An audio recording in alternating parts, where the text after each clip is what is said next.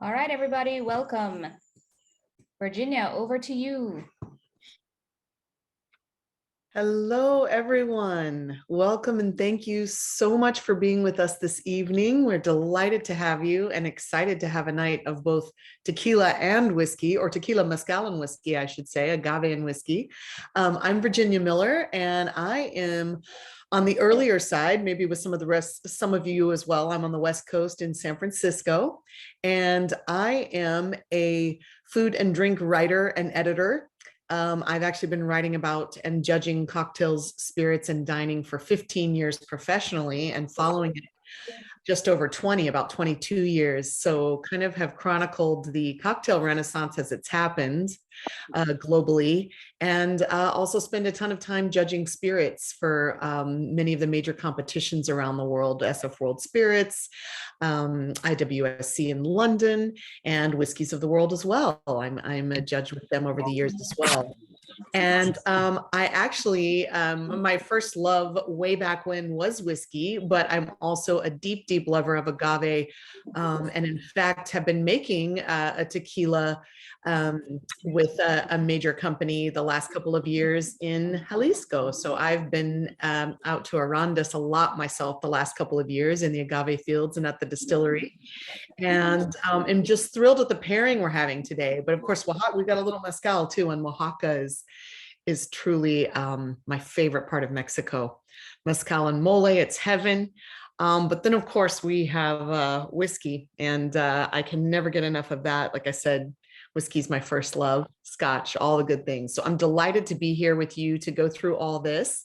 If you want to ever connect with me later or read some of my articles or spirits reviews, bar reviews, things like that, I'm at The Perfect Spot on all Twitter, Recording in progress, Facebook, and that's my own site as well, theperfectspotsf.com. And you can follow along. I'll link to a bunch of the publications I write for there. So it's easy to find them all in one place. I have a lot of different columns and things, so it can be hard to keep track of, but they're all there on my site, The Perfect Spot. Anyway, I am especially thrilled as we wait for everyone to get in. I was going to say, as we wait for you to get in, please drop in the chat where you're from and where you're calling in from. And in the meantime, I'm also excited, in addition to the combo of incredible spirits we have tonight, is that we are with our friends from Hotaling Co. And of course, being a longtime San Franciscan, I dearly love Hotaling and have visited them in their distillery more than a few times over the years, and their newer distillery as well, but also know the rich, rich history of Anchor Distilling. It was a pioneer in craft distilling since the 90s, and in beer even before that. But the portfolio of Hotaling is so exciting. They work with some just incredible spirits around the world, and we're going to get to taste a bunch of them tonight. So very excited about that. And in the meantime, I see here, we've got people from all over. This is wonderful.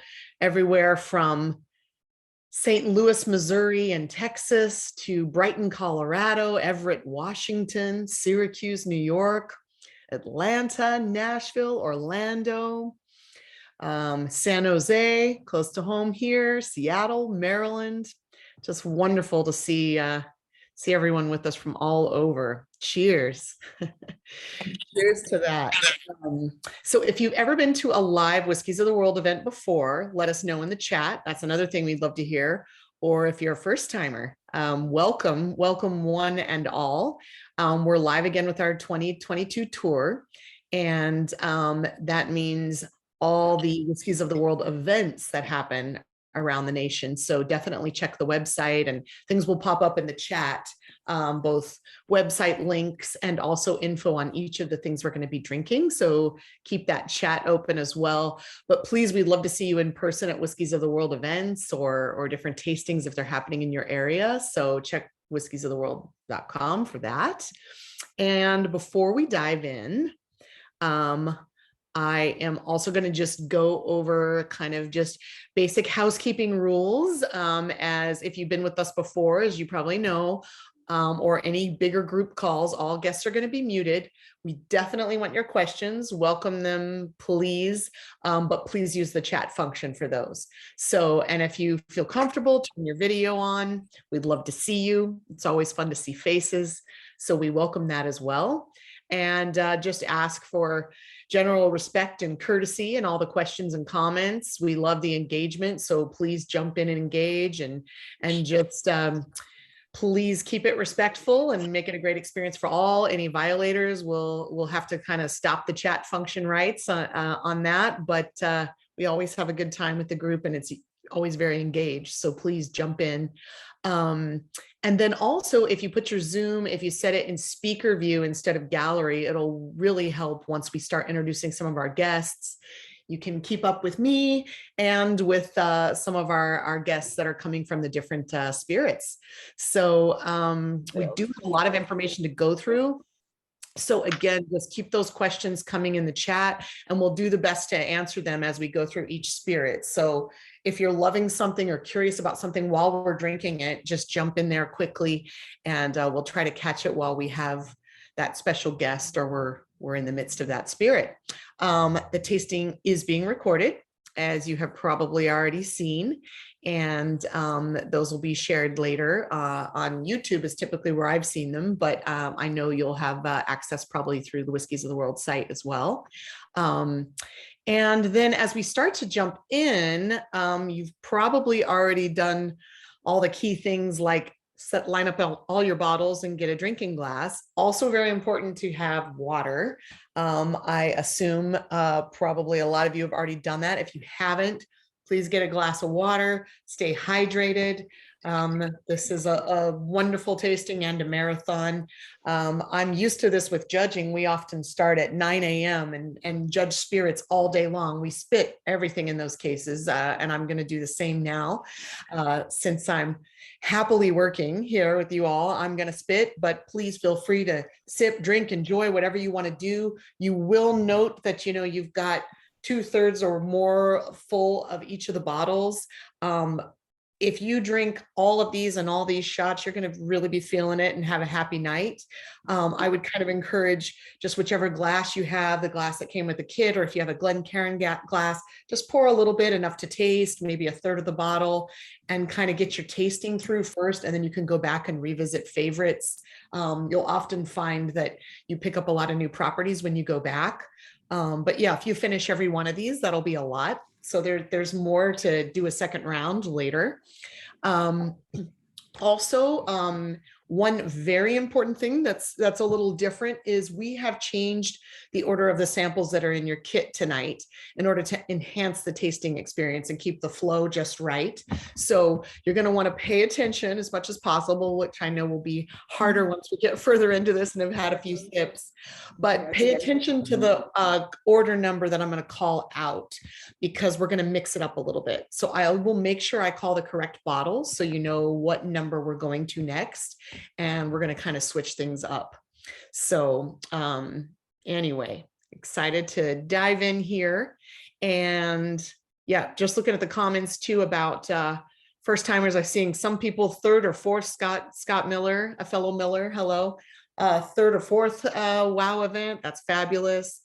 Second time. Some people that have attended in person as well, been to some of the live events, DC and so on. This is great.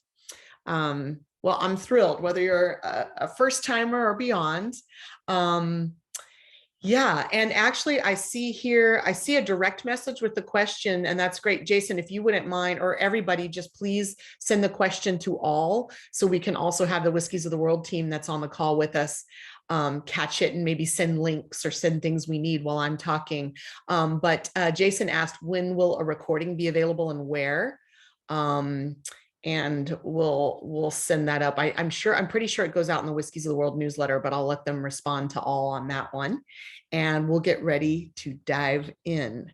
So if you're ready, let's do this. And we're going to go agave first, whiskey next, so we keep kind of a flow and keep our palate on a similar plane. I've got one glass personally for agave, one for for spirits, but you can do whatever you need to.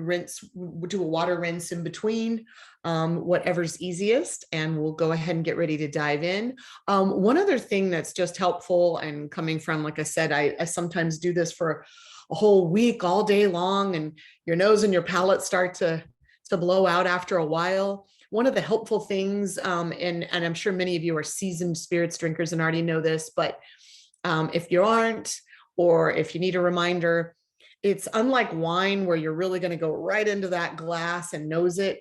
It can help to kind of go a little more gently. I know some Scotch distillers have taught me over the years to do a little side by side. Other people I judge with will kind of do a little top to bottom, but kind of just gently come at the glass, and then you'll get all those aromas. There's different thoughts on this, but swirling and swishing is not as applicable in terms of opening it up as it is with wine. But certainly drops of water can be. In fact, you got a little dropper in your kit. I would always encourage your first sip to be neat, so you kind of get exactly what was intended in the bottle. And then if you would like to move on to a couple drops of water or a few drops, and then open it up, and you'll notice different properties will come out with water added. So however you kind of want to go about that, you'll kind of feel your own style through that way. But I always love things neat, and it is the best way to start, and then jump in with the water after that. All right. So without further ado, let's jump in with Mezcal. So we are going to start with actually bottle number 5. So start with 5, and we are going to go straight into Mezcal, which is just a category of agave, of many types of agave that I'm just crazy about. If you are a Mezcal lover, you get so many different styles and types of agaves, and it changes the flavor. And if it's wild agave, even more so. There's all different levels and flavors. And it's just one of my greatest loves in life is Mezcal. And visiting Oaxaca way back in 2000, it was about 2011, 2012, and visiting a bunch of palenques all around the state of Oaxaca was just a life-changing experience. I saw really ancient distillation, clay pot distillation, things, way distillation has been done for hundreds, if not thousands of years. It was just incredible. Really schooled me, and very different than any other distillery trips I've done around the world. So I'm excited to dive in with Convite, Espadin, Mezcal, and especially to introduce to you Dr. Jorge Vera Garcia. He's the founder and CEO of Mezcal Convite, and I'm going to let him tell you all about it. Virginia, good afternoon. Good afternoon, everybody. I'm really happy to talk to you about Mezcal. I hope that you understand my English. I'm here in Oaxaca. I live here in Oaxaca. It's like the Mecca of Mezcal. Mezcal is produced in Mexico, and then it's a product with designation of origin. And well, we have 9 states with this designation of origin. But basically, when you talk about Mezcal, it's just, you talk about Oaxaca.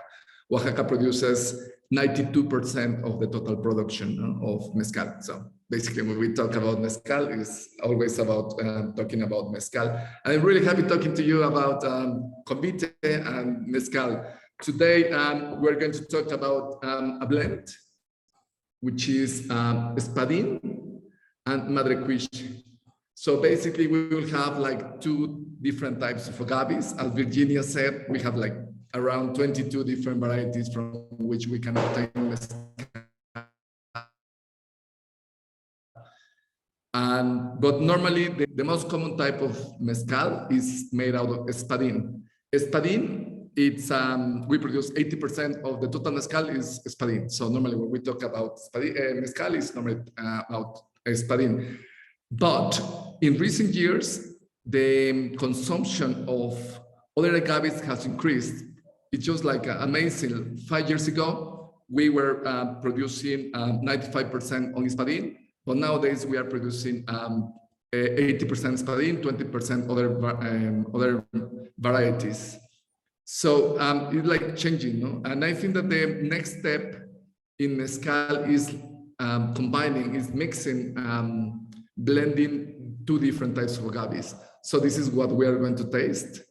This is, so we have one, which is the most common type of agave, which is Espadin, and we'll have Madre Cuiche. So these two mezcals, we cooked them together, we fermented them together, and we distilled them together from the beginning. So the two of them, the two agaves are all passes the same process.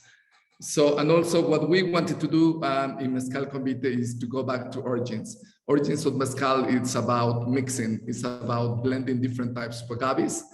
Then for 80 years, Espadin was like king because it has a lot of sugar, but then as soon as we had this designation of origin, we started to produce other agaves, and we have to inform in the label and to say what is inside.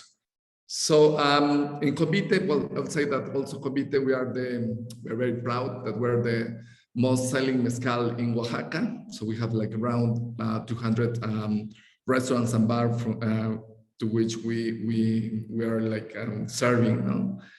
And well, this is like one of our best selling mezcals.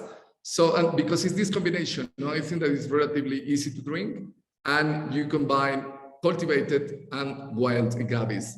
So we'll try Espadin. Espadin needs 7 to 8 years to reach maturity. So the plant needs a long time in order to reach maturity and then obtain mezcal.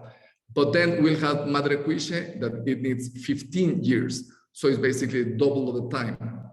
So one is there, stays at 7 years. So, and the other is like about 15 years. So, and then we'll mix it. And basically we're going to give an extra flavor, and adding flavor to Espadin. Espadin is like the common type, but then with Madre Cuiche, we'll have the flavor will be a little bit brandish. So, guys, I will start. So if we put it like in a glass, I don't know what type of glass, but every type of glass is fine. No? Normally, what we drink? This is what we normally drink in Oaxaca. No? This type of glass, but of course, a glass with a bigger shape at the top, so will be like a better option, something like this. No? And so basically, this mezcal is at 42, so that will be like for you like 84 alcohol proof. So what I recommend is like if you smell it like a little bit, put the nose level, so you put like from back to top and from one side to another side, and we air the mezcal, please.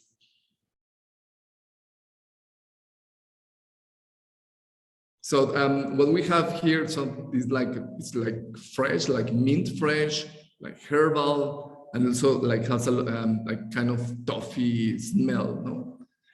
And then the next step, as we said, normally, well, you are also quite good because you know that at higher alcohol proof, the less amount of mezcal that we have to put in our mouth. So basically, we have to just sip it like little by little, some drops at the time, 2-3 drops.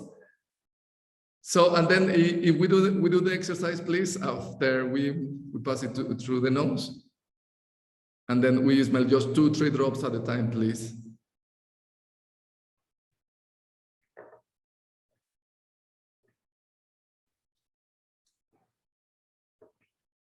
So what is it that we have, no? It's somehow it's quite like mint fresh, so it's very herbal, and also it's sweet. So they are the characteristics of a mezcal. But also with the Madre Cuiche is more like a little bit more this mint is fresh, I would say, no? So it's like adding this extra freshener to Espadin. So basically it will be like kind of menthol, no? After a while, after you are drinking it, but also you will keep it the flavor in the middle of the tongue. And it will also be quite sweet, you know, the mezcal. So, and then we sip it again, please.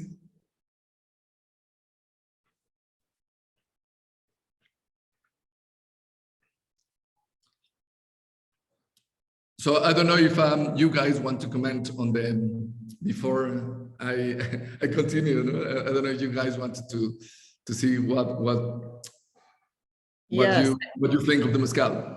Yes, and Jorge, I was going to say one thing too that I often find for people who are just getting into mezcal is sometimes there's that misconception that it's always super smoky. And even though the agaves are smoked, and there's that element, there's many mezcals like this one where it's very balanced, restrained. There's many other flavors, it's fresh. It is not true that everyone is just earthy and smoky and sometimes I find I run into that where when people are just getting started, they think, oh, it's all very smoky, and they're surprised when they find some of the, like you said, the mint, the vegetal, the freshness, how youthful it is. Yeah, definitely. In Oaxaca, what we consider a good mezcal, it shouldn't be smoky. It has to be like a tiny note of smokiness, but it shouldn't be smoky, the main flavor. It, like, for instance, if we made like a comparison, like for instance, when you have a barbecue, you don't want your meat to be really smoky, like just a little taste, a little note.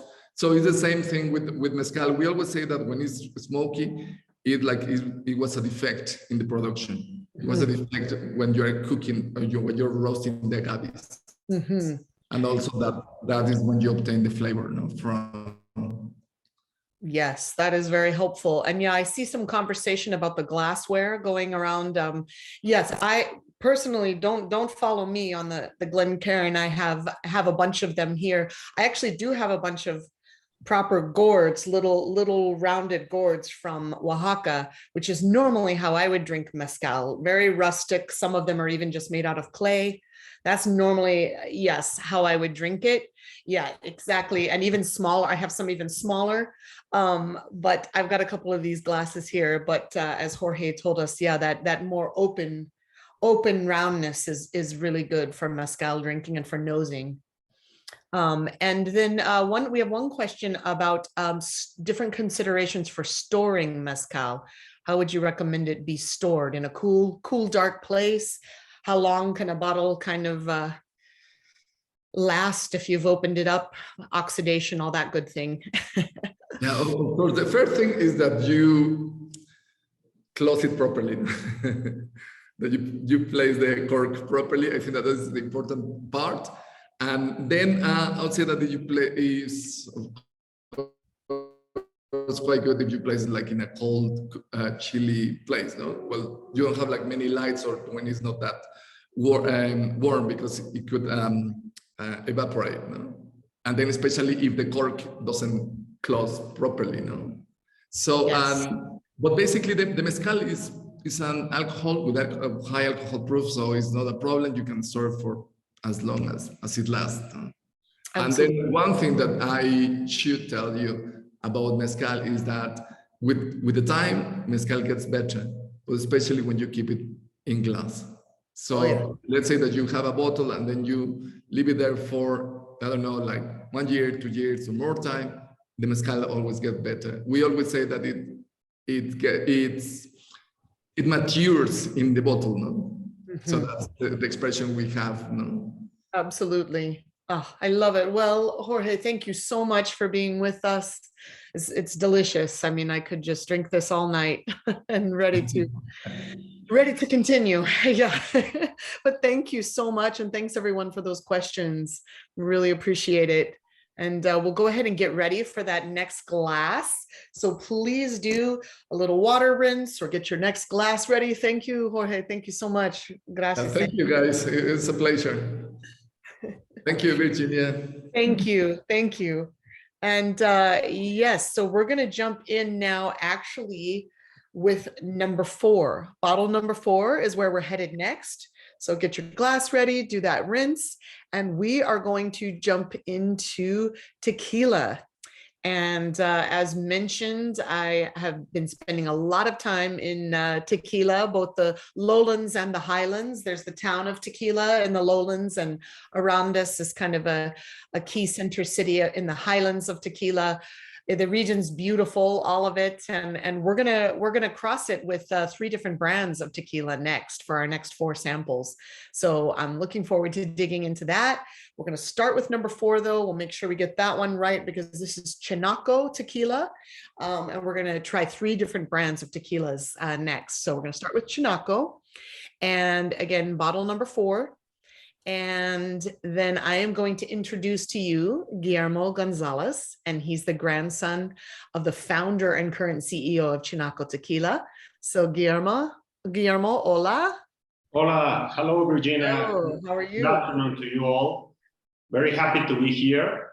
As you mentioned, I am the 3rd generation of the family producing tequila Chinaco. I am talking today from my cellar at home, where I keep my favorite tequilas and also great memories with friends and family. And I consider you, Virginia, and all you enthusiasts as part of the family, so very happy to be here. Before I start, I would like to share a little, some background about tequila. It's also an agave spirit, as convite, that was just shared by you, Virginia. But tequila is only made with one type of agave, that is blue agave.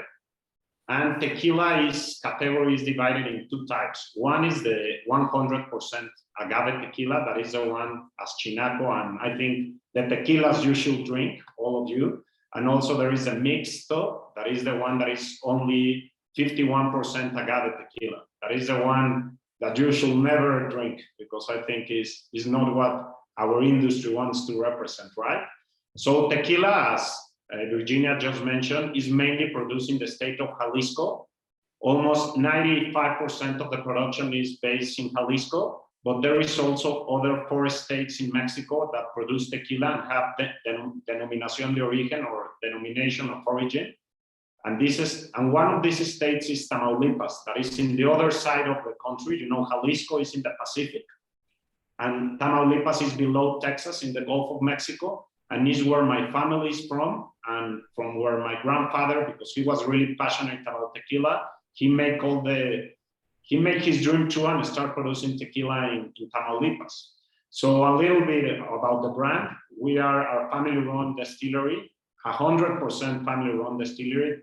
That is something that distinguishes ourselves, you know, with all this celebrity thing that we are seeing in the news about tequilas. Even Michael Jordan has his own tequila. That's amazing. This year we are commemorating our 50th anniversary, and we're really happy about that.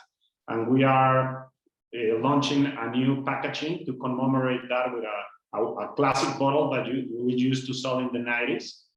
Also, something that is unique, as I was mentioning, is that we are the only distiller in Tamaulipas.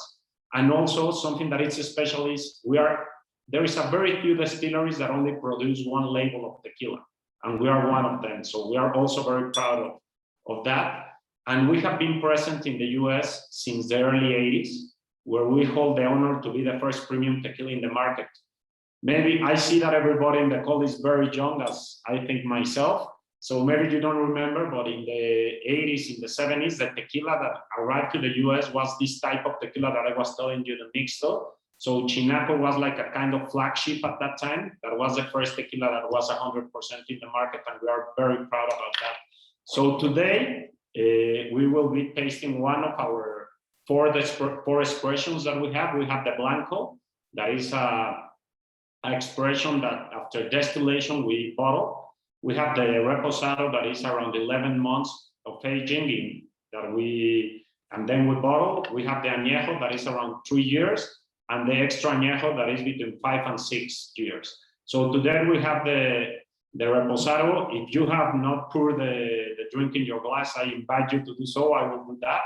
This is a type of glass that I like to use because I think it's the ones that better help you to get the taste of tequila. So if you have one of these, it's really similar to a champagne cup. So next time, please try it this way. So as I was mentioning, the Reposado is aged 11 months in white oak. In our Reposado is aged 11 months in white oak barrels from France and England, some of which I know there is a lot of whiskey enthusiasts. Some of these were also used for aging a Scotch. So I hope you find some notes of that beautiful drink that is a Scotch in this beautiful tequila that we are presenting today. This golden amber liquid is very well rounded. You will perceive, and it's something that I like about Reposado, and I want to tell you is the most popular presentation of tequila in Mexico. Is the one the Mexicans drink, the Reposado. I think it will be maybe 75% of the total volume sold in Mexico. So that's really representative. And why is that? Because you have like the great things about the freshness, the minerality of the agave, but at the same time you get these, I don't know, traits of the aging, you know, the oak, the vanilla, the caramel, and I think it's great, and it's my favorite. So if you want, I will advise you to get the aroma.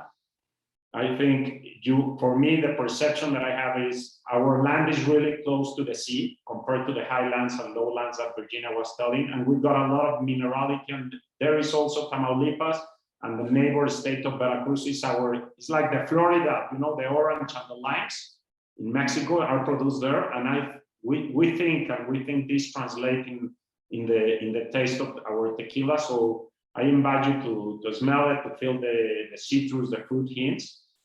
And once you try it, I will invite you to have a small drink, because it's also 40 proof, so it's a strong.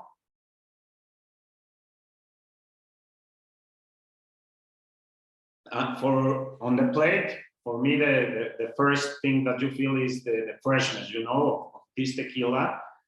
And you will perceive in the medium long term also this spicy finish of the complexity of the aging that is reflected in that part. So salute for that. I also will advise you, as any good tequila, to try to enjoy it neat. But also, I think the Reposados mix is beautiful. Maybe Virginia can talk a little bit about that. She's the expert.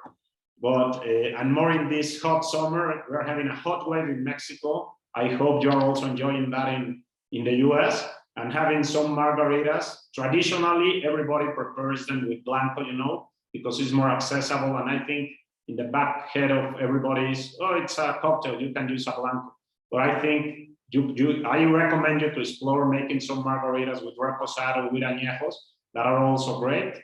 And that's the message. And I want to thank you for having me here. And if there is any question, or also any advice from your side, Virginia, or how to prepare a good cocktail, happy to hear it back. Thank you. Absolutely. Thank you so much. I truly appreciate it, Guillermo. This is great. And just for anyone, please do submit those questions. I'm keeping an eye out here. Just in case you need a quick primer on the tequila categories, Blanco is going to be your young, unaged, often clear tequila, and typically should be clear. And you're going to get a lot of that freshness of the agave. Reposado, as he mentioned, theirs is aged 11 months. It's aged 1 to 11 months. So it can have anywhere from just a whisper of oak on it to up to 11 months. And then Añejo, you're going to go that 12 months and up to 3 years. And then you're going to get a lot more of the oak. And hopefully for me, from my favorite añejos, you still get the agave.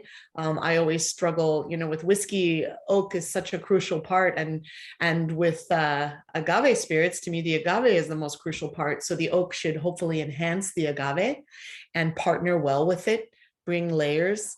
And then there's extra añejo as well for older than 3 years. And can be some fascinating things in that category as well. There's also Cristalino, which has really been a rising and increasingly popular category the last few years. But we won't get too much into that one since we're not drinking that today. But as mentioned, I see some comments. Brian is asking you, Guillermo, curious what you're keeping on the top shelf up there behind you. Is it all Chinaco? Do you have some other things as well? Yes, it's kind of a museum. So it's the history behind the brand. So this is, you were talking with Convite about how to keep bottles. This is a 4-year-old bottle. And that it was our first presentation. Now it's a juniper around the enthusiasts. It's around $2,000. So it's like my insurance. If something goes wrong with the distillery, I have to sell it. But There you go. good advice is, and I think it was really good, the advice from the Convite ambassador is you need to keep it really close and tight. I even grab this like in a plastic, because if not, you arrive 5 years later and your bottle will be here. So there is a lot of history behind us, and I really encourage you to try all the spirits of Hotaling. It's great what they are doing. They are really looking for good brands, and I hope I am invited again to share another expression of us, and I hope you get your Mexican flag that is part of the colors of our bottles in your well or in your bar. And I am very anxious to see the other expressions, because for me, it's also a learning experience. All these brands and all the history behind them and all the process, and most important, all the people, because a lot of learnings. Thank you, Virginia. I love that, Guillermo. Thank you. And to mention the cocktails, as you were talking about it, I mean, I love to get really creative and mix chartreuse and herbal liqueurs and all these types of things with tequila at home. There's endless amounts of cocktails and books and things you can find. But even just for a mainstream cocktail for whiskey lovers as well, it's, tequila old fashions are amazing if you haven't had them. An añejo obviously works nicely and easily, but I've had some beautiful reposado old fashions as well, and a nice big rock, and you do a little bit of bitters, and it drinks beautifully. So of course, with citrus, it's a happy pairing in a margarita or any citrus forward cocktail, but also think spiritus. You can do a lot of the things you can do with whiskey and do the same thing, especially the more age you get on some of those tequilas. You can really do some beautiful whiskey style cocktails, very spiritus forward cocktails. And one other question as well, just before you go, and then we'll move to our next tequilas here, Guillermo, is do you keep either tequila or mezcal straight preferentially? It'd be great to hear what your choice of beverage is. You probably can't choose a baby, I'm sure, a favorite of all favorites. What I can tell you, I think there is a big tendency in the Mexican consumer. It was reposado, because everybody's going to the more agave flavor. So the Blanco is getting a lot of traction, even though our most selling SKU in the US or expression is Anejo, but Blanco is my personal favorite. But I think it all is like all the spirits, Once I try whiskey, I love whiskey. So it's the great part about this type of initiatives. You gotta try everything, and I think every expression and every type of spirit has a space in a day, in a week, in a weekend. Yeah. And for me, it's the Blanco, if I can be straightforward, and I hope you get the opportunity to try a Chinaco Blanco or any other tequila Blanco, because at the end, you have to try them. The one that you like is the best for you, and I hope you give us a chance and you try it. Thank you. Thank you. I'm with you. Blanco's my favorite too, because I love agave. I want to taste that agave, but there's a time for all of it.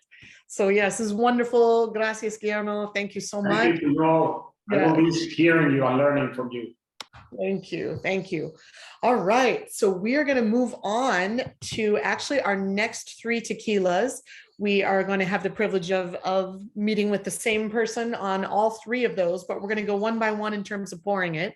So where you're going to head next, do a little rinse, get some water, prepare your glass. We are going to go to number 2. Bottle number 2 is where we're headed next.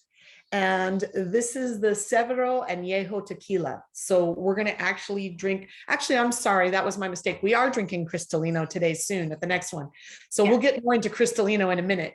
So, but first we're going to have an Anejo. So this is ones where they can be aged the 12 months or 1 year to 3 years. And we're going to start with that. So pour bottle number 2 next. And I'm going to introduce Jordan Parker, who is marketing for Hotaling Co on the agave side, works with all their amazing agave brands. So Jordan, welcome. Thank you, Virginia. Hi, everybody. Hopefully I'm connected from 2 different devices. Hopefully you can see me in the gallery. When I talk, it's probably just going to have my name. Maybe that's something that they can adjust in the back end. But as Virginia said, I am with Hotaling Co, and I have the privilege of working with all 4 agave brands that we're tasting today. So I work directly with Jorge and Convite Mezcal, and then directly with Guillermo and Chinaco Tequila. So we've been to Oaxaca, we've been to Tamaulipas, and now I'm going to take you to the state of Jalisco, and we're going to go to the town of Tequila. Yes, there actually is a town named Tequila, for those of you that did not know. We're going to taste Severo and Fiero, which are actually all distilled on, yes, thank you so much for that. They are all distilled at Casa Don Roberto. So they are all distilled at the same distillery, and we'll start with Severo. We're starting with 2 expressions of Severo, and the reason for that is Severo does have an Anejo Cristalino, which I thought would be really interesting to taste. So we're going to try the Anejo first, and we'll kind of compare it to the charcoal filtered Cristalino. So if everybody starts with sample number 2, we can go ahead and pour it while I kind of do a little bit about Severo. So Severo is an ultra premium handcrafted sipping tequila distilled by one of Mexico's oldest and most esteemed tequila producing families. They focus on their heritage and their sustainability. So Casa Don Roberto has been around for about 100 years. They were founded in 1924. So we're going to start with Severo Anejo. You may notice the deep amber appearance.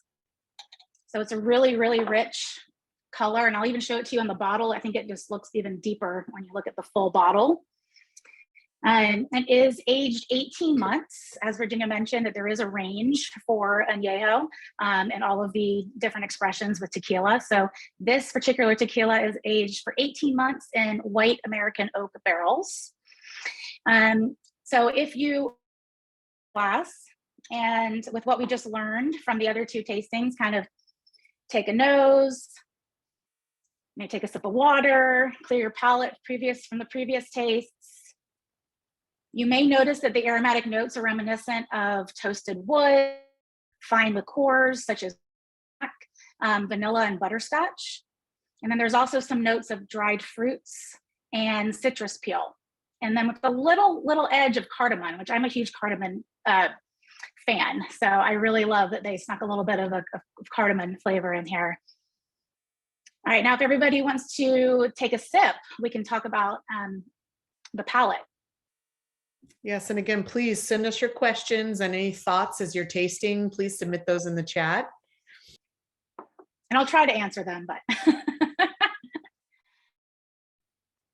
All right, so everybody has had a chance to taste our wonderful Severo Anejo.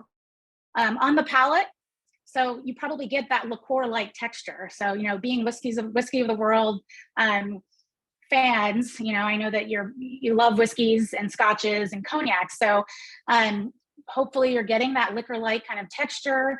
The finish is strong with a sweet tail. So would love to hear your interpretations of it, you know, as you sip this wonderful tequila. Yeah, I always get that nice minerality too on a good tequila, and that's coming through, which is great for an añejo, that the agave and the minerality is still coming through. Great. Yeah. Yes, definitely. And yeah, some people are saying they see it as dessert or sweet, like post dinner, after dinner. Yes, yes. It does make a perfect after dinner cordial, pairing it with some dessert. It actually pairs really well with dark chocolate. So some of our pairing notes for this expression are pulled pork or roast turkey. And then yes, for dessert, you know, pairs very well with the dark chocolate. So yes, it's a great comment, Cheryl. All right, well, if there's no other questions about the Severo Anejo, then we're going to move into Cristalino, which, as Virginia mentioned, is huge trend in Mexico. I just was there a couple months ago visiting our distilleries, and everyone was drinking Cristalino. So you can tell, very different from the Anejo bottle, right? So it's the same exact liquid, all right? So this is also aged 18 months in white American oak barrels, but it goes through a charcoal filter, which removes the color. And you'll notice that the taste is a little bit different as well. I noticed that this is very popular with Mexican women. I think just maybe because it's a clear spirit. I think, you know, women just gravitate towards Cristalino. I'm very excited that we have Cristalino in our family of Severo for United States as well. So we'd like to pour And I will say, if you can rinse your glass, I would. Yes. And it's You know, bottle just do a number little 3. rinse. So just jump in. Bottle number Yes. 3 is where we're headed next. Yeah. Just to get Bottle that number right 3, on. exactly. Perfect. And you'll notice that it's clear, right? It's not a plata or silver. It's Anejo Cristalino. All right. So this is actually, Cristalino is actually what I've been making a high-end sipping one the last couple of years. So I've been spending a lot of time with Cristalino, and it is huge in Mexico and ever growing in the States. And I think one of the things that I was working on a lot too, I think a lot of people love it as well, because there's somewhere of a meeting place between a Blanco and Añejo. You're actually drinking an Añejo, you're getting age and oak, but with the clarity, with the filtration, it feels like it's young and youthful like a Blanco, and a lot of people still enjoy it in cocktails as well. So it's kind of a nice marriage between the two. But yeah, it was a trend I think some people didn't quite expect to take off as much as it has, but it's just getting bigger all the time. And so many brands are releasing Cristalinos these days. Exactly. Wonderful. Okay, so let's do the same little practice with the nose. And then you may notice, obviously you can see it's very precise and very bright, almost like a plata or silver. The filtration system really works to remove all of that color. The aromatic notes that you might get, kind of hinting at sugared baked fruits, like maybe or apples, and then maybe like a little subtle essence of a cocoa flour. Let me know what you feel. All right, and if we're ready to take a taste. Yes, and I see that question about, did you hear properly? Yeah, it is an añejo. So añejo is anywhere from 1 to 3 years, but it is charcoal filtration, and that removes the color. So yes, and different distilleries have different charcoal filtration processes, but you're taking something that's got that 1 to 3 years age and removing the color. Yes, and then specifically for Severo, the añejo is aged 18 months. So it would be the same aging for the Cristalino. So the Cristalino actually starts as an añejo. So it's aged 18 months in that American white oak barrels. And then it goes through this charcoal filtration process, which removes the color. So it still has the same components as the añejo as far as the aging. Okay, so now for the taste. On the palate, what we should be tasting is a rich texture of layered pepper, maybe anise. Love to see in the chat what you guys are getting. I see that Mark is tasting some brown sugar flavors. Okay, nice.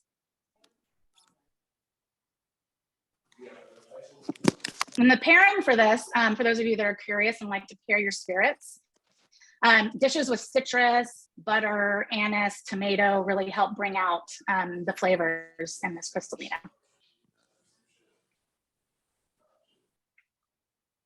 Yes, and I see that, April. There's often for myself too, I was pretty skeptical about this category early on.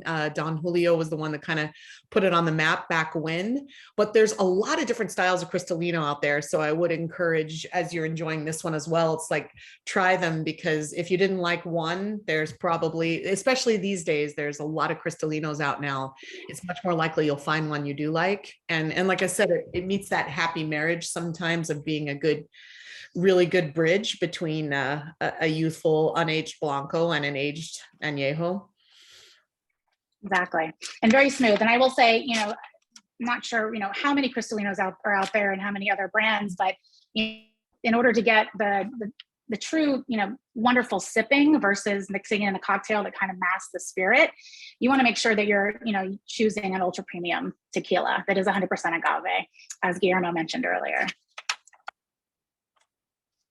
All right, well, if there are no other questions about Severo, I do want to have a disclaimer that our last tequila that we're tasting is super spicy. So anyone that doesn't like spice, definitely have some water near you. Make sure that your sip is very small. Maybe get some bread, I don't know. So we're moving on to Fiero, which is sample number 1. We moved it to the end because I did not want the palette of Fiero tequila to run any of the tequilas and mezcals that we just tasted ahead of time. So Fiero, this is what the bottle looks like.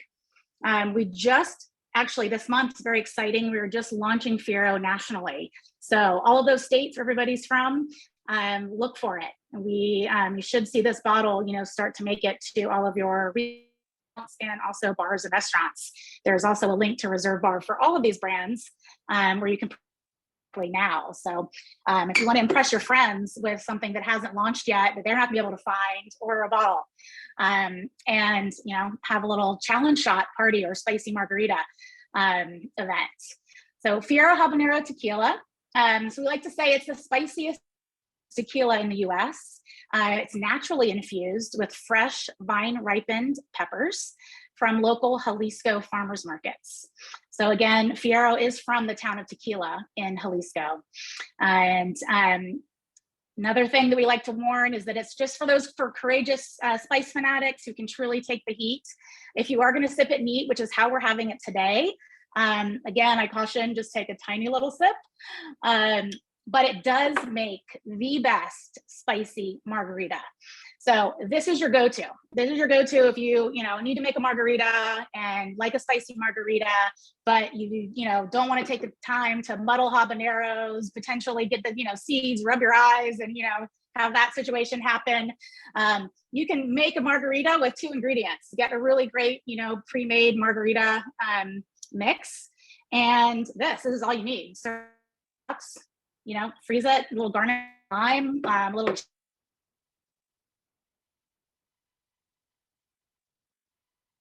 Do a little bit of a nose on this, but because you're just going to get spice, let's just go ahead and give it a try.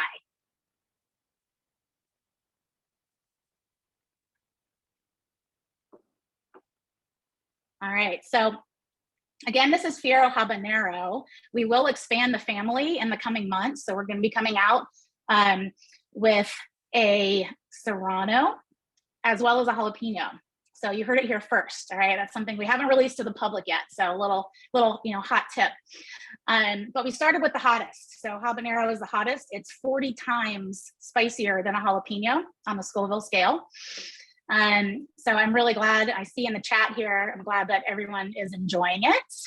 And yes, we could have gone spicier with it. And I will say that we do infuse the tequila for 3 days. That was kind of like, we did a lot of testing to kind of see like, how hot do we want to make this? We don't want to make it so hot where it was like a joke, right? We want people to actually be able to drink it and enjoy it and not just, joke, get their friends to do a shot and laugh at the after effect, right? So if there is some balance there, I will say it's a great sipping tequila, but again, it mixes beautifully. And a Paloma, a margarita, anything you can think of, this is your go-to to add a little. I just made a mango margarita with it. So any fruit you want to add to your margarita, the balance, the sweetness of the fruit really plays off the spiciness of the tequila as well. Yeah, and I see those comments about the Bloody Mary, the tequila, it's a Bloody Maria. Yeah, this would be amazing in a Bloody Maria as well. Mm-hmm. Definitely. Yes. That's awesome. A great comment about party pack shots. Yeah, exactly. This would amp up the party. Right. You're writing my marketing plan for. Keep the ideas coming. There you go. It's beautiful. Oh, well, Jordan, thank you so much. This was lovely. And thanks for leading us through all 3 of those. Thank you. Of course. Yes. Thank you guys. And enjoy what you have coming up next. Hotaling has some amazing scotches in our portfolio. Bye-bye, everyone. Thanks, Jordan. Thank you. Thanks everyone for we rode that ride. I think the habanero at the end was absolutely the right call. That was a good way to finish there with that nice slow burn, that beautiful burn. We are going to shift gears a little bit here. So we're going to jump into Scotch. And so we definitely need a serious palate cleanse. So make sure you've got that water ready, rinse your glass or get a fresh glass, whatever you are able to do. Or want to do, let's do that. And we're going to switch over to Scotch. From a great pleasure to another, we're gonna cross the world and drink Scotch now. So we are going to still be mixing up the order here a little bit. So stay with me, and we are going to start with number 6 on the Scotch side. So 6 is what you're going to pour next. This is the Speyburn 10-year-old single malt. So just make sure you have that ready to go, number 6. And we're going to go number 9 and number 8 next. And all 3 of these, we have the privilege of sampling with Maurice Chevalier IV. Yes, if you're familiar, the actor Maurice Chevalier, right? Yes. So love that name. But Maurice is the U.S. brand ambassador for Speyburn, Ancnoc, Balblair, and Old Pulteney. And we are going to be digging into all of those with him tonight. So Maurice, welcome. Thank you for having me. It's so wonderful to be with everyone across the nation. What an honor. So without further ado, let's drink some whiskey. It's that time. It's whiskey o'clock. We're going to start with Speyburn. And Speyburn, it's a great little distillery. It whether you know it or not, if you're in the Speyside region and you're going through the whiskey trail, whether you make a point to go to Speyburn or not, you've probably seen it. We're reputedly to be the most photographed distillery, and that's because when we were designed, it was done vertically. So our pagoda is jetting right out of the hills in Speyside. We're right in the heart of Speyside, and our whiskey reflects that. Just some cool historical notes. We were established in 1897. And the distillery was meant to fire up in November of 1897, but just like opening a restaurant, you can add like 3 to 6 months to that. It's just the way it goes. So everyone at the distillery was hell-bent on at least making one full run of whiskey to celebrate Queen Victoria's Diamond Jubilee. So we did that. We fired the stills up on Christmas Eve, 1897. And that was the cool part. No pun intended. The not so cool part was that there were no windows installed yet. So you can imagine Speyside in Scotland on Christmas Eve. It was a chilly endeavor, but we got that job done. Just as a historical nerd, our distillery was designed by a gentleman named Charles Doig. And most people have probably never heard that term, but if you're into single malts and if you've been to Scotland, and you've been to a distillery, you've seen his work. So he invented the Doig ventilator, which we know as those little cute pagodas. That was during the malting and the kilning process. And I think that's so amazing that to accomplish something in your life where you're dead 200 years and you still have your indelible mark on society. I think that's a great accomplishment. And he also designed our distillery. So we're very, very proud of that. Just some notes. We're situated just outside of Rothes in the heart of Speyside. Our water source is the Grantee Burn, which is a tributary off of Spay. So we have the sole rights to that. We put a lot of money back into the environment. So we also spent several $1 million in developing a salmon ladder to help the salmon when they're spawning. Very proud of that. You're going to see a common theme through each of our distilleries, and that's the fermentation times. Speyburn has a 72-hour fermentation time. So what that does is that really concentrates those fatty acids, those long chain acids, and esters. So that gives us a very clear wort, which gives us a nice fruity new make. So the longer you age, you can still tell that this came from grain, and we're not trying to cover anything up. So we really put a lot of emphasis on the maturation process. The distillery is a monster. We have 3 stills, one wash and 2 spirit stills, and they are big onion shaped, and all they do is make whiskey. Our other sister distilleries, they'll have terms called longs and shorts. So the longer fermentation will be if the distillery's down for 2 days because of holiday or something like that, or for repairs. They don't do that at Speyburn. All they do is make whiskey.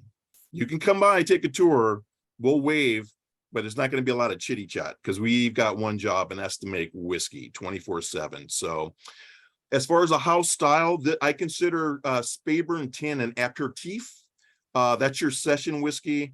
I think the country as a whole is having a heat spike. This is when you tuck into that 10-year-old.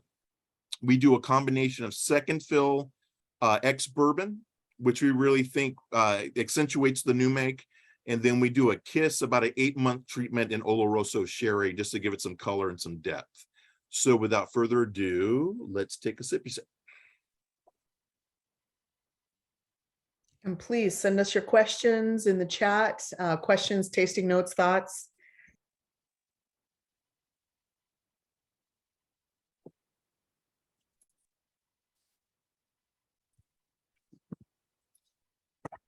Because of that long fermentation, we've got a lot of what we call bready, yeasty, biscuity notes on it. And that's a tribute to that long fermentation that we take very clear, a long time and concentrate on.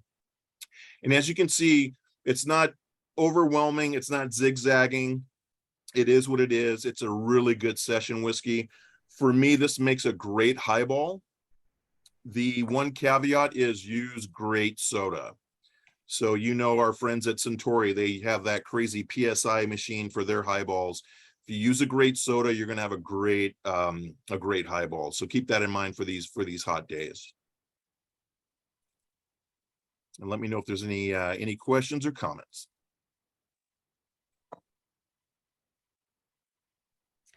I think right now we're not seeing questions, so maybe we should keep They're stunned. Yeah, you're They're absolutely stunned. It's okay.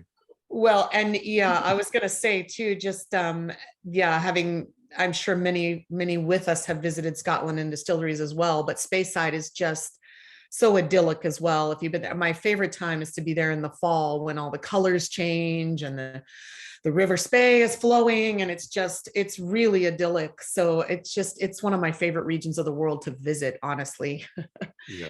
If you do have the opportunity, let us know. We can cut some red tape and get you into our distilleries. Again, I have the Ancnoc Distillery, Speyburn, Balblair, and Pulteney. Pulteney's a little bit of a jaunt. We'll get into that when we taste our old Pulteney, but each of our distilleries have their own character and identity, and we'd love to have you stop by if you make a trip to Scotland. That's wonderful. And yeah, I would take him up on that. And as you'll taste through here, you'll see it's an incredible portfolio. So I'm sure you're going to find favorites. We are going to jump ahead and jump back. We're going to go number 9 now. So number 9 is what we're pouring next. This is the Ancnoc 12 year. But just make sure you pour number 9 next. And back to you, Maurice. How many people just thought of the Beatles right now? She said number 9 at least 3 times. Number 9. Okay, Ancnoc. This is where sometimes I think the Scotches like to put letters in weird orders just to make us look silly. So easy way to remember it is Ancnoc, like a knock on the door. Okay, so that's our single malt. The actual distillery is Knockdu, Black Hill, and Ancnoc is the hill. So all those terms revolve around the hill, which the town, the Knock, is named after. That's where we get our water source, Knock Hill. We have a total of 4 streams that we collect that water, and that's our main source of water. Very soft water. And when you're in the area, it's kind of a hard to find distillery. It's actually one of the smaller distilleries in Scotland, but it's very beautiful, very idyllic. Both the Ancnoc Distillery and Balblair are the 2 distilleries. I guarantee you'll never have to use a filter if you take a picture. The reds are just vermilion red. The blues are just Fiji blue, just stunning. We were established in 1894. It's a very interesting location. We're in the Highlands, but we're right on the border. And Gordon Bruce, our distiller, actually, he said you can make a point where actually one point of the distillery is technically in Speyside and the other end is in the Highlands. So it's this really quirky location. However, our new make, our whiskey, is more in the Highland style. It's a little bit more robust, a little bit more character. Fermentation. All of our distilleries take fermentation seriously. It is at a cult status at the Ancnoc Distillery. We only have 6 employees. We call them the Men of Knock, and they're all cross-trained. So if someone's down with COVID or the flu, God forbid, breaks an arm or something, everybody else fits in. And it's one of those adages, if you got time to lean, you got time to clean. They're always doing something. So there's only 6 people on call, but it's a flurry. They're always doing something around the distillery.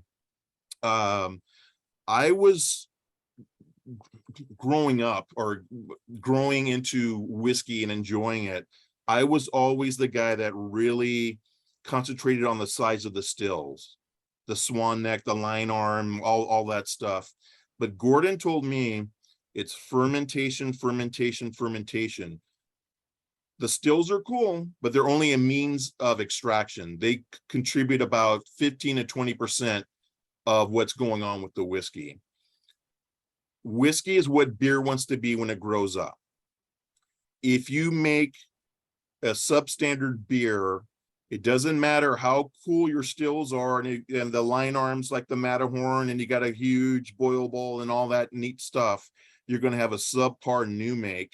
And I don't care whatever Oloroso, Palo Alto, Cortado, sherry butt you want to put it in, it's still going to be lipstick on a pig. Okay. Fermentation, fermentation, fermentation. That is what we concentrate on. So if you have poured the Ancnoc 12, let's go ahead and tuck into that. And you're going to get from that new make floral notes, lots of citrus. We get honeycomb on it, but very floral and just loads of citrus and lemon on it. This is 3 steps up from the Speyburn 10 as far as it's still a session whiskey. This is a good first one of the day. What I would encourage you to do if you have a chance or an opportunity is pair a Ancnoc 12 with your favorite beer, and you'll be amazed how many different styles of beers that Ancnoc will pair with. So we call it an elevated highball, or what they do in the UK is the half and half. So it's a half dram and then a half serving or half pint, and you just do a elevated highball. So let me take a little sip myself. Thanks, Brian, for that Monty Python comment.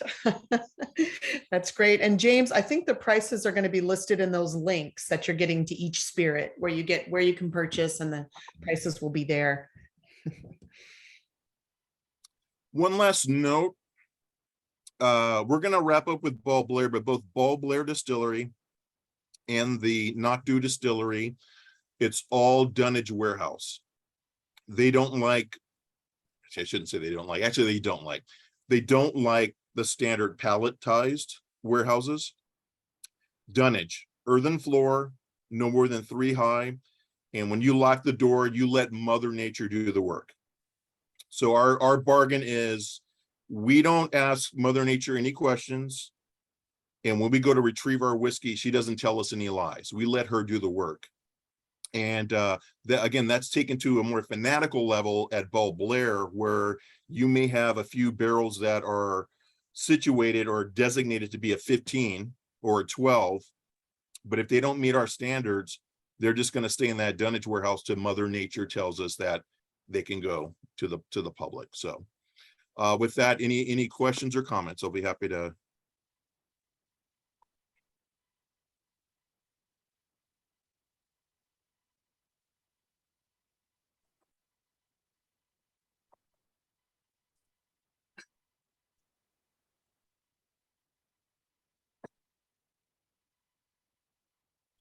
You have a mic off. I can't hear you. Sorry.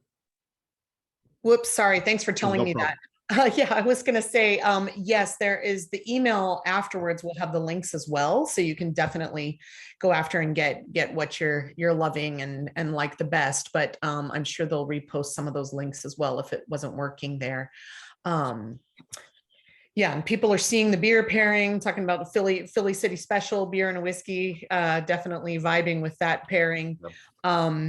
But yeah, I was going to say we probably should keep moving here, and thankfully we still have Maurice with us for questions. So we should probably jump on to Old Pulteney now, which is your number 8. So we'll jump on to number 8 here. And this is a longtime favorite of mine because I love those coastal coastal, briny, what you get in the seaside air kind of elements. And this is literally blocks from the ocean, right? Yeah, absolutely. Yeah. All right. So number 8. Okay, so with Old Pulteney, I am going to power through for this reason. This is my favorite distillery in my portfolio. So it's so easy to go down a lot of rabbit holes. So we were established 1826, and that was during the herring fishing boom in Wick. So Wick is we're the second most northern distillery in mainland Scotland. Wolfburn beat us out by a couple of miles, and I believe they started in 2014, 2016. But very coastal. We're actually closer to Bergen, Norway than we are to London. So that tells you about our Viking heritage. So you'll see more Morrisons or Andersons or Sundersons than you will Macintoshes in that area. The distillery in the town, designed by Thomas Telford. He's considered the father of civil engineering in the UK. Our water source comes from Loch Hempriggs, which is an open water source. I think we're only one of 3 distilleries in Scotland that use an open water source. So you're also getting a briny component as the sea spray washes over the loch, and that's carried into our distillery. We have 2 stills, 1 wash, 1 spirit still. Those are our Pulteney stills. They look like something out of an H.G. Wells War of the Worlds movie. These huge, gigantic boil balls. They contribute to a lot of the waxy component and the oily component, that mouthfeel. And then we're one of only a very few distilleries that still use traditional worm tubs. Very inefficient, but very old school. If a worm tub springs a leak, and that's basically where you're cooling your new make, you shut down production because you can't run while there's no water in the worm tub. But the end result is that keeps the new make a little, for lack of a better term, dirty. So you still have a little bit of sulfur and congeners in there, and that's your flavor compounds during the aging process. And again, we're just a stone's throw from the North Atlantic. We're always getting sea breezes in and out of our warehouses. And we have a combination of traditional warehousing and dunnage warehousing as well. So without further ado, let's tuck into that. What I would suggest is, remember the old Listerine commercial where the challenge? Do that. Just give a good, like you're tasting some wine. Then go ahead and swallow and breathe in and breathe out, and you'll get that nice briny component at the back end that we're known for.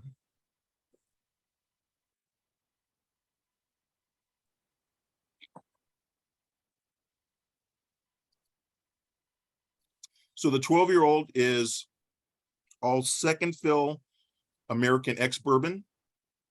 And I really believe that contributes to the uncanny sweetness of it. There's just it was a little bit sweeter, it'd be cloying, but it's just a beautiful, sweet, mouth coating dram, and it pairs well with food. Charcuterie, cheese plates, a good steak. I hope you enjoy it. Oh, I'm just crazy about the chocolate peanut I was searching for. Nailed it. Absolutely. Yeah, I see that. And thanks for some of those beer pairing recommends on the past one, Brian. Pilsner, Wells banana bread ale. That's great. But this Pulteney just makes me so happy. Yeah. Yeah, Mark mentioned some spice too, that spice, and it has all that vibrancy. Yeah. One last note is using a second fill American bourbon, our ex-bourbon, that cast is a little bit more neutral. So it really is giving the new make the opportunity to shine 12 years, 15 years and longer. So you're not getting too much extraction. Plus, the weather in Wick is the winters are mild and the summers are very unexceptional. So you're not getting huge swings in temperature. So that allows the new make just to sit there and interact with the elements, and nothing's getting too out of whack, which I really think makes us a standout single malt. Beautiful. It is. Yes. Good pairing for baked oysters. Absolutely. Absolutely. Yeah. Yeah. Fresh as well. I actually have done a lot of raw oysters with scotch, and it's happiness. So yes, let's go ahead and jump to our next one. And Maurice, it looks like we're going to come back to you in a minute with the Balblair to close out with that. So yes, and Rhonda, thanks for that. Typically a bourbon girl, but these are easy and delightful. Absolutely. There's a lot of crossover. And I always say, as someone that started with American whiskey and then quickly fell hard for scotch, there's loves in everything, and you'll find parallels and correlations and styles you're going to love, easy transitions. There's something to love in all categories of whiskey, and they're all important for a reason. But yeah, let's jump ahead to number 7, or jump back, I guess, however we're going to look at this. Number 7, that's where we're going to go next, to the Arran Single Malt. So bottle number 7, make sure you keep up with that rinse, drink some water, get ready for that next run. And we're going to spend a few minutes with Sunita Agrawal, and she's the associate brand manager at Hotaling for Arran. So Sunita, are you there? Yes, I'm here. Hi, I'm Sunita, and today we are going to be tasting the Arran 10-year-old. Arran Island is located off of the southeast coast of Scotland. It's just east of Campbelltown, and it's the first legal distillery since the 1840s. Arran was established in 1995. They actually wanted to start production earlier, but 2 eagles were nesting and they had to pause production until they migrated away. And these eagles are represented on their packaging. Here you can see them, and also on the bottle lid. So one of the main reasons that they went to this remote island was the geography. The climate in Northern Arran is similar to the Highlands region in Scotland, and in the southern climate is similar to the Lowlands region in Scotland. And for this reason, Arran is often referred to as Scotland in miniature. Arran is proudly independently owned. The distillery itself is called La Cranza Distillery, and it was the first distillery since the 1840s. Back in the 1840s, there were over 50 illicit distilleries, and the whiskey that they produced was called Arran water. Arran gets its water from the Loch Nadavi, which passes through a series of 6 waterfalls. And as it goes through these waterfalls, it interacts with oxygen and it purifies the water. So the Loch Nadavi is certified as amongst the purest in Scotland. And all of the expressions outside of the barrel reserve are their natural alcohol level of 46% or 92 proof. They wanted to represent their product unadulterated. There's no chill filtering. They didn't want to strip away any of the flavors. There's no color added. Any of the color that you see is the malts in their natural color state. The Arran 10-year-old is aged for 10 years in bourbon barrels, and then aged in Oloroso sherry casks as well. And the color of this is a warm gold color. On the nose, you get this lovely honey, citrus, vanilla, and cinnamon notes from the oak aging. And on the palate, you get this lovely oak and apple, a richness, I think, from the quality of the water and the climate. And it finishes with hazelnut and cinnamon aromas. The 10-year-old is the benchmark of the range, and it shows a lot of maturity for its age. So thank you so much for tasting. Did anyone have any questions? Thanks, Sunita. Yes, please send us your questions.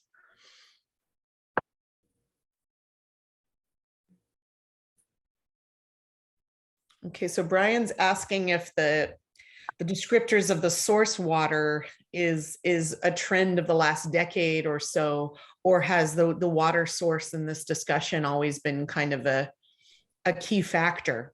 Do we amp that up lately? I mean, I've heard it my whole 20 years in this. I've often heard in Japan, they always are talking about water source as well, really crucial to the whiskey. So I think they do naturally build the distilleries close to the water sources for obvious reasons, and particularly for Arran being close to the Loch Nadavi, where there's 6 waterfalls. It goes red granite climate, and it's just really essential to the flavor of the whiskey. So you get this lovely like sweetness, a purity of flavor. So they did choose to build the distillery in that location because of its proximity to the water source. Yeah, that's helpful. Hopefully that answers that question. Yeah, and there's such a beautiful, a very different direction on this one, as you can. I mean, each one of these are so unique, but this is so, yeah, I automatically thought of cinnamon. We've got the comment on that. Exactly. It's a beautiful spice quality on this one. Yeah, and those apple and baked apple, but yeah, the spice quality is gorgeous. And to me, there's like baked peach even. It's got a little bit of that stone fruit, but the richer kind of baked side. But I love it. Yeah, thanks for those comments. Any other questions or thoughts? And we are going to get ready for our final sip. Yeah. Great, thank you. And I think this is a great one for bourbon drinkers too, because it has that bourbon aging. So it appeals to both Scotch drinkers and bourbon drinkers. I love that. Sunita, thank you so much. Really appreciate you being here for this beautiful Scotch. Thank you. Thank you. Thanks. All right, we are actually to number 10. That was easy, right? Nobody's feeling it too much, right? We're feeling good. Yeah, and we've done 2 different incredible categories of spirits here.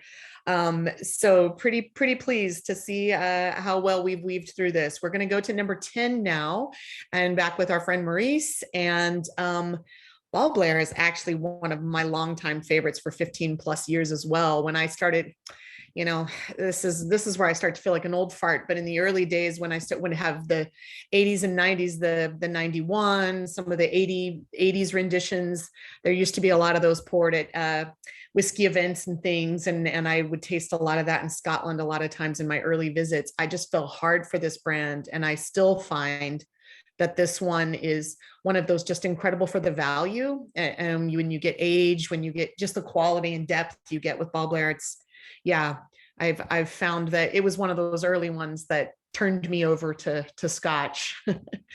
So Maurice, tell us about it. Tell us what we're drinking. Yeah, so we're going to do Balblair 12, and Balblair established in 1790. So that makes us one of the oldest continuously working distilleries in the Highlands. Some of you may be familiar with Balblair Distillery if you saw the movie The Angel Share, came out a few years ago. I think the last third of the movies filmed it at Balblair, so we got some good press there. Just as a personal note, I was always had a personal prejudice that anything past 18, I'd be skeptical. Are you doing it to make the whiskey better, or are you covering over something? Balblair is the first single malt that I've tasted where it just keeps going and going and going. And I had the opportunity at our national sales meeting, our international sales meeting in April, to taste a 25-year, and it is an absolute stunner. So the 12 for me is an affordable luxury. So again, 1790, one of the oldest distilleries in the Highlands. We're situated on a remote hillside overlooking the Dornoch Firth. And Balblair means, it's a double meaning, fertile field or battlefield. And that's a distinction without a difference. If you look up some of the old battles between the Picts and the Vikings, they're all over. And there's different sites like the Field of the Surgeons, the Red Guard, the Bloody Garden and stuff. So that's probably why it's a fertile field, because there's a bunch of Danes and Vikings underneath it. So again, 73-hour fermentation time. We take that very seriously. And we end up in a very, very clear wort that accentuates those fruity esters and congeners. And that's why you can get to 15, 20, 25, 30 years, and you can still taste the grain in Balblair. And then again, the water source, local water source from the Alt Derg, which means the red burn. And we have the exclusive rights to that water, very soft water, and it really announces itself in the mouthfeel. So without further ado, let's cheers, lunch.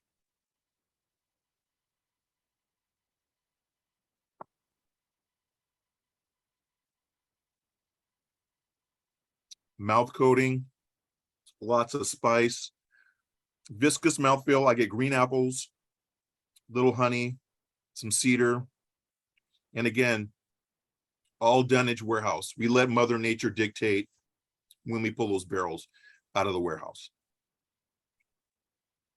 And Brian's asking what we attribute the creamy finish to, the nice texture on this one. I think it is the fermentation process. So again, we're expanding those fatty acids, those long chain congeners, and then also the water source. One other thing, and thank you for that question, very important part. We do a combination of first fill, second fill ex-bourbon, about 60%.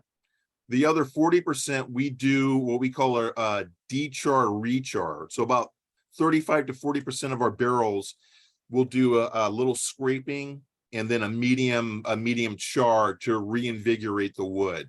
So that's really going to pull out all those vanillins and vanilla notes out of the barrel, and that's contributing to the mouthfeel as well. So think of like a Chardonnay, a really oaky Chardonnay. You're getting those butter notes, those butter bomb notes. It's the same type of concept with the new make spirit interacting with the barrel. Great. Great Yeah. question. People are, saying they're appreciating dessert scotches. And again, I think some people are saying this after dinner, all that goodness as well. But yeah, that complexity and I mean, this one has body and life and robustness. And like I said, sometimes when I'm going really aged, I find just such a good value with Balblair because you get so much, you can see how much complexity we are at 12 already. Yeah. So for Scotch lovers who, when people ask me for something under the radar sometimes to gift, I often suggest this one because not everyone knows it and should. Like you said, it's 1700s. It really is one of the long timers.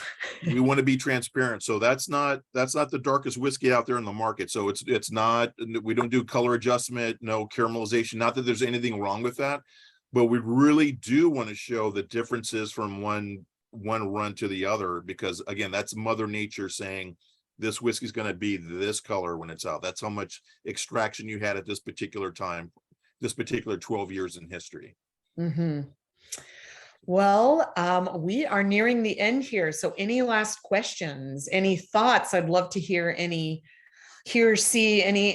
that's you're just really blew you away tonight, something that surprised you, any closing comments from any of you, we welcome. And you can, go back to tequila as well, but just things that were a big surprise tonight. Thanks. Yes, definitely. Thank you, Maurice. This is, it's quite the lineup, that's for sure. And I love, thank you, Mark. Another great, wow, need even more of these. And I did see a very kind comment earlier from, was it Jason or somebody I was seeing just saying the best is, Jason, the best Zoom I've been on. That's very kind. We love it. We love to have you with us. And it's a great cross section and discovery. And as you can see, this is coming out of Hotaling, they are importing all this great cross section. So it's one of those great distributors that just has such a fascinating array of smaller and mid-sized brands, and you can just find so much depth and richness there. Thank you for LT. Thanks for those kind words as well. Appreciate it. I agree. Going tequila and Scotch it's a happy flow, and there's some synergy there for sure. But as we mentioned, you definitely will get some recaps and links both of the event. You can rewatch the video of the event. You also can purchase whatever you loved, what you want more of, go back, get more. That'll all be in there. And then as you see there in the chat as well, from Whiskeys of the World, please share on social media. We welcome it. Tag us, hashtag us, all that good stuff. Tag Whiskeys of the World. And and the purchase link and the links to the video will be emailed tomorrow. So stay tuned for that. And thank you so much for Maurice. This is lovely. Great line. Thank you, everyone. Thanks for your time, everyone. And thanks to everyone. Thanks to all of our wonderful guests tonight. We really appreciate everything that was poured. It was a joy. So thank you. And thanks to all of you for being here. We look forward to seeing you next time. Bye-bye. Good night. Slancha and salute. Good night.